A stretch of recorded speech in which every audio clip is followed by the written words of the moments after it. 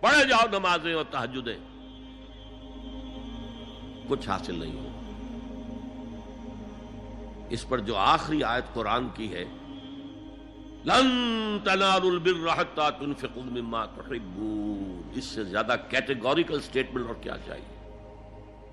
لن کے ساتھ جو نفی ہوتی ہے فعل مضارع میں، انتہائی مؤکد، ہرگز نہیں پہنچ سکتے نیکی کے مقام کو جب تک کہ خرچ نہ کرو ان میں سے جو چیزیں تمہیں پسند ہیں۔ قمیض پھٹ گئی ہے، بوسیدہ دے دو کسی کو، یہ نہیں ہے خیرات و صدقات، بلکہ جو تمہیں محبوب ہو۔ لن تنالوا البر، بر کے مقام تک نہیں پہنچ سکتے۔ پھر میں کہہ رہا ہوں، عابد ہو سکتے ہو، زاہد ہو سکتے ہو،